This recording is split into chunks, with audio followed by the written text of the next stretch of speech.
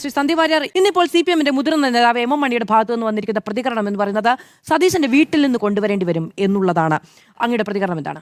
എത്ര സമയം സംഘടന തുടങ്ങിയിട്ട്? കുറച്ചു നേരമായി. ഞാൻ കുറച്ച് ലേറ്റ് ആയി പോയി. അല്ല, ആത്മവിശ്വാസത്തിന്റെ അടിസ്ഥാനം എന്ന് പറയുന്നത് കഴിഞ്ഞ 10 വർഷക്കാലം ഭരിച്ച് ഇറങ്ങിപ്പോയപ്പോൾ ഖജനാവിന്റെ സ്ഥിതി എന്താണെന്ന് മണിസഖാവിന് മണിയാശാന് നല്ല ബോധ്യമുള്ളത് കൊണ്ടായിരിക്കും. ഭരിച്ചു മുടിച്ചിട്ടാണ് ഞങ്ങൾ ഇറങ്ങിപ്പോയിട്ടുള്ളതെന്നും നയാ പൈസ ബാക്കിയില്ല എന്നുള്ള കോൺഫിഡൻസ് ആണല്ലോ മണിയാശാനെ കൊണ്ട് ഇതൊക്കെ പറയിപ്പിക്കുന്നത്. അതവിടെ നിൽക്കട്ടെ. എൻ്റെ പ്രിയ സുഹൃത്ത് അരുൺകുമാറിനൊക്കെ CPM തോറ്റു എന്ന് വിശ്വസിപ്പിക്കാനാണ് വലിയ പ്രയാസം. അവരിപ്പോഴും കുറ്റം മുഴുവൻ ജനങ്ങളുടെ തയ്യിൽ വെക്കുകയാണ്. അരുൺകുമാറിനൊന്നും ആ തോറ്റത് ഇപ്പോഴും മനസ്സിലായിട്ടില്ല. അതിന് ഒരു ബുദ്ധി വേണം, അതിവനില്ല. കുഞ്ഞികൃഷ്ണൻ ജയിക്കണമെങ്കിൽ നിങ്ങൾ ആലോചിച്ച് നോക്ക്.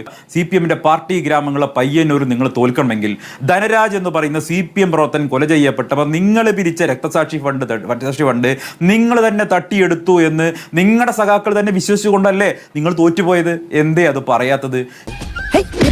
ഈ ആത്മവിശ്വാസം പ്രകടിപ്പിക്കുന്ന ഇപ്പോഴത്തെ പ്രതിപക്ഷ നേതാവുണ്ടല്ലോ, അദ്ദേഹം പ്രതിപക്ഷ നേതാവായതിനെ കുറിച്ച് പോലും പാർട്ടിക്കുള്ളിലുള്ള സംഘർഷത്തെ കുറിച്ച് എന്താ നമ്മൾ പറയാത്തത്? അദ്ദേഹത്തിന് പ്രതിപക്ഷ നേതാവായിരിക്കാൻ എന്ത് അർഹതയുള്ളത്? ധർമ്മടത്ത് മുക്കിയും മൂളിയല്ലേ അദ്ദേഹം ജയിച്ചത്? മുക്കിയും മൂളിയും. 6 റൗണ്ടിൽ ഞങ്ങളുടെ ചെറുപ്പക്കാരനായിട്ടുള്ള സ്ഥാനാർത്ഥിയോട് അബ്ദുൾ റഷീദിനോട് എങ്ങനെയാണ് അദ്ദേഹം പിന്നിട്ടുന്നത്? ഇതിലും വലിയ നാണക്കേട് അദ്ദേഹത്തിന് ഉണ്ടാവാറുണ്ടോ? ഞാൻ എങ്ങനെയെങ്കിലും ഒന്ന് ജീവിച്ചോട്ടെ. അങ്ങനെ നിങ്ങൾ ജീവിക്കാൻ ഞങ്ങൾ സമ്മതിക്കില്ല. അദ്ദേഹത്തിന് ധാർമ്മികമായിട്ടുള്ള അവകാശമില്ല. ധാർമ്മികമായി പ്രതിപക്ഷത്തിരിക്കാൻ അദ്ദേഹത്തിന് നേതാവിട്ടിരിക്കാൻ അദ്ദേഹത്തിന് അവകാശമില്ല എന്ന് വിശ്വസിക്കുന്ന ഒരാളാണ് ഞാൻ. 100% ഞാൻ യോജിക്കുന്നു. അദ്ദേഹം അതൊന്ന് മാറി നിൽക്കുകയെന്ന് വേണ്ടിയിരുന്നു. പക്ഷേ CPM-ന്റെ അവസാനം കണ്ടിട്ടേ പോകുന്ന അദ്ദേഹം തന്നെ നിശ്ചയിച്ചുകൊണ്ടായിരിക്കാം. ശ്രീ കെ അരുൺകുമാർ, കടുത്ത വിമർശനമാണ് ഉന്നയിക്കപ്പെടുന്നത്. പ്രതിപക്ഷ നേതാവ് ആയി പിണറായി വിജയൻ എത്തിയതിനെ കുറിച്ച് പോലും പരിഹാസം കലർന്ന വിമർശനമാണ് കോൺഗ്രസിന്റെ ഭാഗത്തു നിന്നുണ്ടാകുന്നത്. അതിനോട് പ്രസക്തിയില്ല. പാർട്ടി ഈ പറയുന്ന ജില്ലാ ഘടകങ്ങളിൽ നിന്നൊക്കെ വലിയ വിമർശനം ഉണ്ടാകുന്നുണ്ട് എന്ന മാധ്യമ വാർത്തകളുണ്ട്. സ്വാഭാവികമായും ഘടകങ്ങളിൽ നിങ്ങളില്ലല്ലോ എന്ന എക്കാലത്തെയും $1 മില്യൺ ക്വസ്റ്റ്യൻ കൊണ്ട് നിങ്ങൾ അതിനെ നേരിടും എന്നുള്ളത് കൊണ്ട് ഞാൻ അതിനെ ചോദിക്കുന്നില്ല. പക്ഷേ 21,000 രൂപ ആദ്യ ക്യാബിനറ്റിൽ നൽകും എന്ന് VD സതീശൻ ഉറപ്പു നൽകി എന്ന് പറയുന്നതിന് ആധികാരികമായ എന്താണ് നിങ്ങളുടെ കൈവശമുള്ളത്? വർധനയുണ്ടാകും എന്നതിനപ്പുറത്തേക്ക് ഒറ്റയടിക്ക് 21,000 രൂപയും വർദ്ധിപ്പിച്ചു നൽകും എന്ന് പറഞ്ഞിരുന്നോ പ്രതിപക്ഷം? ഇവിടെ ബഹുമാനപ്പെട്ട കോൺഗ്രസിന്റെ പ്രതിനിധി പറഞ്ഞു തോറ്റു എന്ന് സമ്മതിക്കുന്നില്ല, ജനങ്ങളാണ് കുറ്റക്കാരനെന്ന് പറഞ്ഞു. അതുപോലെ തന്നെ ടീച്ചർ ക്വസ്റ്റ്യൻ പേപ്പർ ആ വാട്സപ്പ് യൂണിവേഴ്സിറ്റിയിൽ കരുതി വച്ചിരിക്കുന്നതെല്ലാം ഈ ചർച്ചയിൽ അവസരോചിതമല്ലാതെ തന്നെ കൊണ്ടുവന്നത് മുഴുവൻ ഞാൻ പറഞ്ഞു പോകും എന്നതാണ്. മനസ്സിലാക്കി കളഞ്ഞല്ല. ആങ്കർ എന്ന രൂപത്തിൽ താങ്കൾ 2 ചോദ്യമാണ് കോൺഗ്രസ് പ്രതിനിധിയോടും കോൺഗ്രസ് സഹയാത്രികനോടും ചോദിച്ചത്. അതാ നിന്റെ വിഷമം. വന്ദേ മാതരവുമായി ബന്ധപ്പെട്ടുകൊണ്ട് കോൺഗ്രസിന്റെ പ്രഖ്യാപിത നിലപാട് 1937 പ്രമേയത്തിൽ നിന്നും മാറ്റം വന്നോ? കോൺസ്റ്റിറ്റ്യൂന്റ് അസംബ്ലിയുടെ ചർച്ചയിൽ വന്നെടുത്ത തീരുമാനത്തിൽ നിന്നും മാറ്റം വന്നോ? മറുപടി പറഞ്ഞോ അവർ? താങ്കൾ വീണ്ടും ചോദിച്ചില്ല.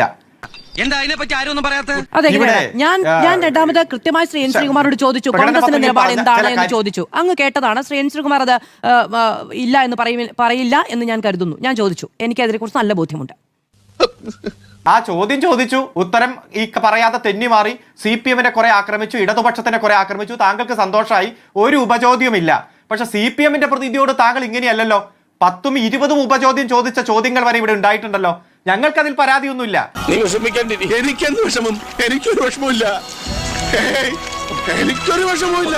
ഞങ്ങൾ ഈ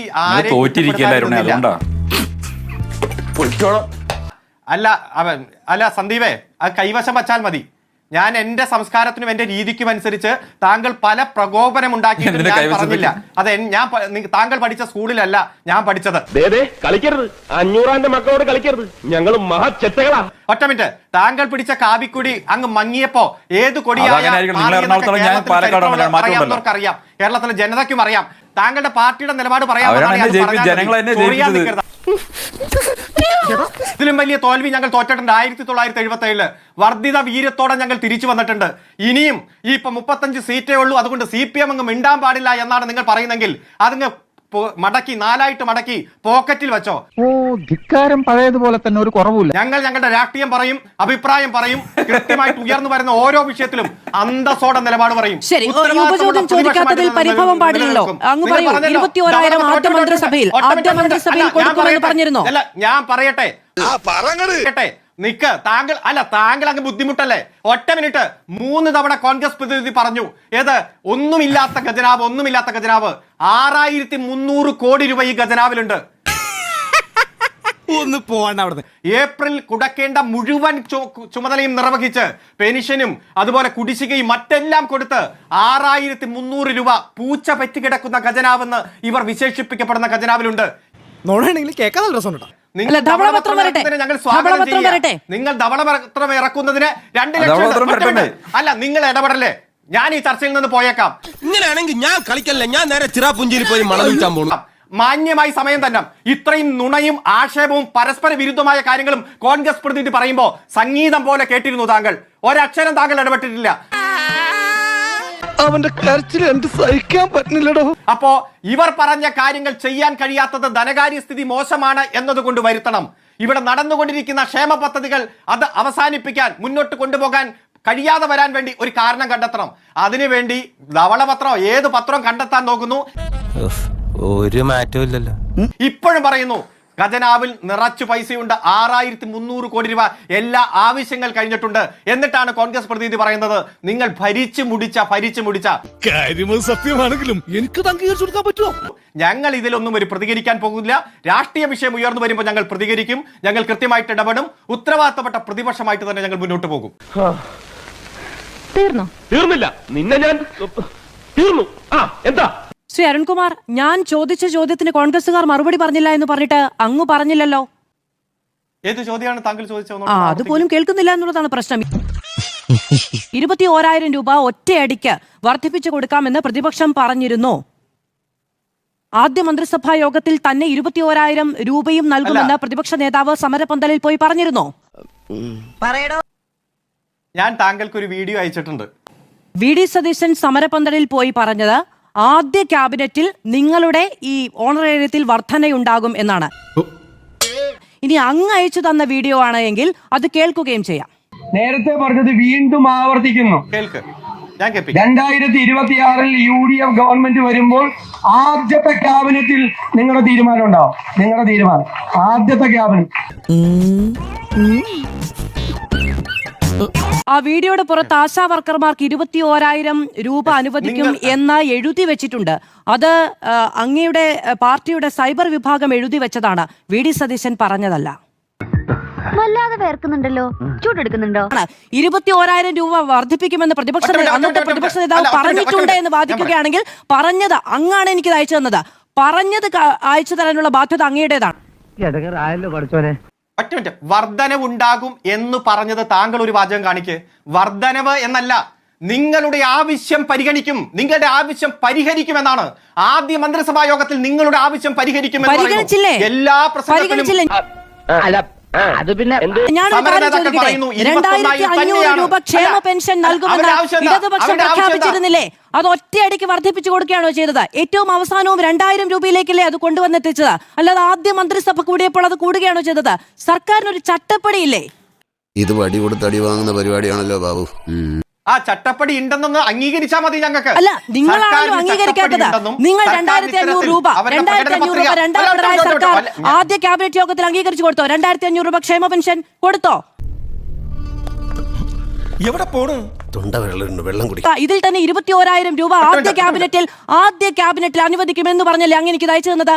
അതിന് മുകളിൽ പച്ച മലയാളത്തിൽ നിങ്ങളുടെ സൈബർ സഖാക്കൾ എഴുതി വെച്ചതല്ലേ 21,000 രൂപയെന്ന് VD സതീശൻ പറയുന്നതുണ്ടോ? ഓരോ ഉടായിപ്പായിട്ട് അറിയിക്കോളൂ. ആ സമരപ്പന്തലിൽ വന്ന നിങ്ങളുടെ ആവശ്യം പരിഹരിക്കും. വർധനവെന്നല്ല, നിങ്ങളുടെ 21,000 രൂപ അടക്കം പെൻഷൻ പറ്റുമ്പോൾ 5 ലക്ഷം അടക്കം മറ്റ് തൊഴിലാളിയായി ജീവനക്കാരായി അംഗീകരിക്കുന്ന അടക്കം നിങ്ങളുടെ ആവശ്യം പരിഹരിക്കുമെന്ന് പ്രസംഗിച്ചത് നിങ്ങൾക്ക് മനസ്സിലാകുന്നില്ലെങ്കിൽ നിങ്ങൾ വൈറ്റ് വാഷ് ചെയ്യും. നീ അങ്ങ് ഉണ്ടാക്കല്ലേ? ഇവിടെ ഒരു വൈറ്റ് വാഷുമില്ല. നിങ്ങൾ അധികാരത്തിലിരിക്കുമ്പോഴും നിങ്ങൾ പറഞ്ഞു മാധ്യമങ്ങൾ വൈറ്റ് വാഷ് ചെയ്യുന്നു, മറ്റുള്ളവർ അധികാരത്തിലിരിക്കുമ്പോഴും നിങ്ങൾ പറയുന്നു വൈറ്റ് വാഷ് ചെയ്യുന്നു. ആ നിലയ്ക്ക് അധിക്ഷേപിച്ച് മുന്നോട്ട് പോകാൻ കഴിയില്ല. അങ്ങൊരു വാദം ഉന്നയിക്കുകയാണെങ്കിൽ അതിനെ സാധൂകരിക്കുന്ന തെളിവ് അങ്ങാണ് പറയേണ്ടത്. എന്റെ ഉത്തമ ബോധ്യത്തിൽ നിന്നാണ് ഞാൻ പറയുന്നത്. ആദ്യത്തെ ക്യാബിനറ്റിൽ ആ കാര്യം പരിഗണിക്കുമെന്ന് തന്നെയാണ് അന്നത്തെ പ്രതിപക്ഷ നേതാവ് പറഞ്ഞത്. അത് പരിഗണിച്ചിരിക്കുന്നു. കാര്യങ്ങളൊക്കെ കൈവിട്ട് പോയല്ലോ. അങ്ങനെ അല്ലെങ്കിൽ എന്റെ തിരിച്ചു ചോദ്യം ഇതാണ്, 2,500 രൂപ ക്ഷേമ പെൻഷൻ വർദ്ധിപ്പിക്കുമെന്ന് പറഞ്ഞിട്ട് വർദ്ധിപ്പിച്ചോ? ഈശ്വര, ഇറങ്ങി ഓടാന്ന് വെച്ച വഴിയും പരിചയമില്ല. ഇനി അഥവാ 2000 രൂപ വരെയാണ് വർദ്ധിപ്പിച്ചതെങ്കിൽ അത് ആദ്യ ക്യാബിനറ്റ് യോഗത്തിലാണ് വർദ്ധിപ്പിച്ചത്, അല്ല ഘട്ടം ഘട്ടമായാണ് വർദ്ധിപ്പിച്ചത്. ഇനി ഒറ്റ വഴിയുള്ളൂ. എല്ലാരും വിളിച്ചു. തൽക്കാലം ഇത്രയും മതി. വരട്ടെ.